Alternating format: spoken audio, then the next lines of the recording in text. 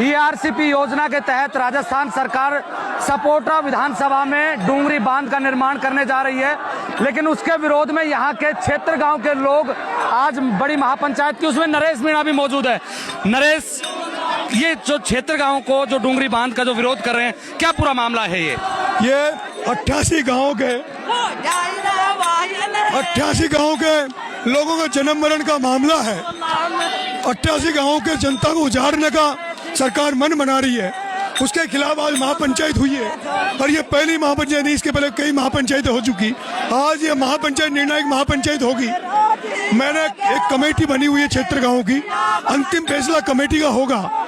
लेकिन मैंने कहा है कि रोज रोज अगर महापंचायतें करोगे तो नतीजा नहीं होगा, और लोग जिस उम्मीद के साथ आते हैं उनको निराशा मिलेगी। इसलिए जो फैसला करना आज ही करें। हम लोग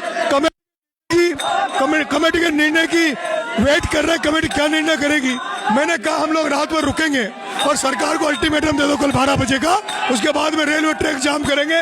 मैंने कहा कमेटी क्या फैसला करती है, कमेटी के ऊपर है।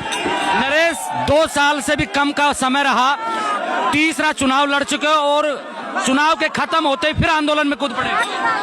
देखिए, मुझे जहाँ कहीं भी समस्या दिखती है मुझे रोका नहीं जाता मुझे, और ये तो बहुत 88 गाँव की जनता का मामला है, लाखों लोगों की भविष्य का मामला है, जिंदगी का मामला है, और ऐसे समय में नरेश मीणा चुप नहीं बैठ सकता। इसलिए मैं इनके बीच में आ गया हूँ।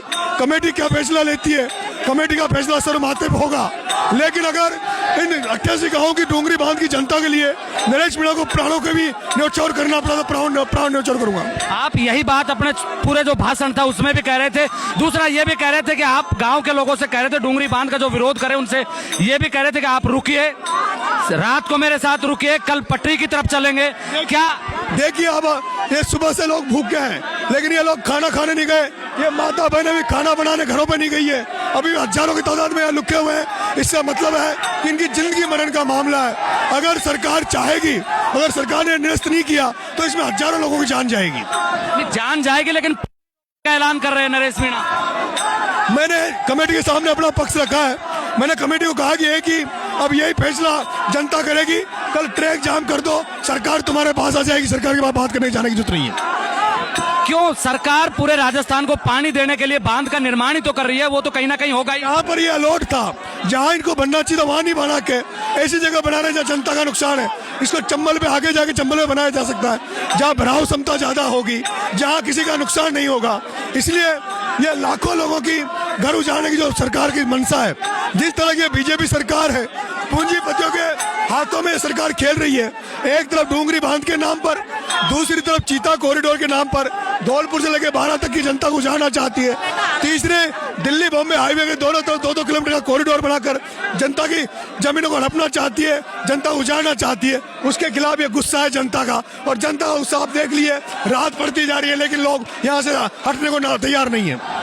नरेश, मैं भाषण जब सुन रहा था और नेताओं को भी सुने और आपका भी सुना, आपका सीधा जो मुद्दा था डूंगरी था, और जो पूरा चुनाव ये जो पूरा भाषण रहा उसमें सबसे ज्यादा तालियां और सबसे ज्यादा उत्साह नरेश मीणा के भाषण में था। देखिए, ये लोग किसी राजनीतिक भाषण के लिए नहीं आए और न ये भाषण सुनने के लिए आए।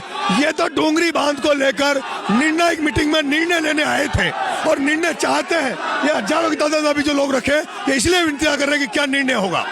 अभी मंच के ऊपर पूर्व मंत्री और वर्तमान जो विधायक है उनके बीच भी तीखी नोकझोंक हुई उनके भाषणों की वजह से, और हंगामा मचा। उस पर मैं कुछ नहीं बोलना चाहता। उनके वो अपनी राजनीतिक रोटियां सेकना चाहे तो सेके, लेकिन जनता सब देखती है। आगे अगर कमेटी का निर्णय ये रहता है कि शांतिपूर्ण इस आंदोलन को दोबारा करेंगे, जैसा उनका पहले मन रहा है कि कलेक्ट्रेट का घेराव करेंगे, मंत्रियों से जो कमेटी का निर्णय होगा वो सर माथे पे होगा। जो कमेटी का निर्णय होगा सर माथे पे होगा।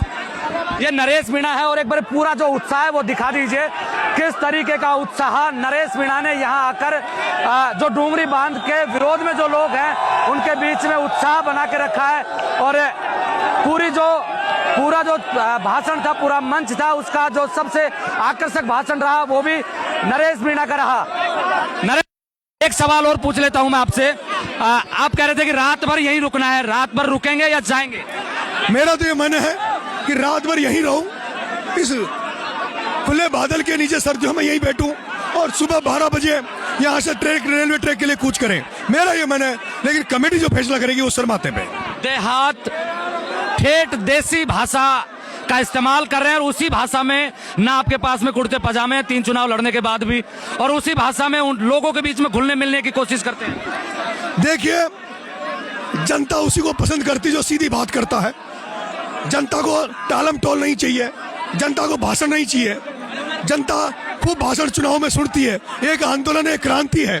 और यहाँ तो जनता को सीधा उनकी मदद उनको चाहिए, डूंगरी बांध में निर्णय उनको चाहिए और वो निर्णय लेने के लिए यहाँ बैठी है। डूंगरी बांध का निर्णय पता नहीं क्या होगा, सरकार क्या करेगी, लेकिन नरेश मीणा ने फिर से चुनाव, जैसे ही चुनाव खत्म हुआ उसके बाद फिर से अपना खूंटा गाड़ दिया है। सपोटा के जोड़ली गांव में फिर से नरेश मीणा जो यहाँ के जो लोग विरोध कर रहे हैं डूंगरी बांध का, उनके बीच आ गए हैं। आप मेरे साथ देख रहे हैं ब्लैक एंड व्हाइट सच, मैं महेंद्र यादव, जय हिंद जय भारत।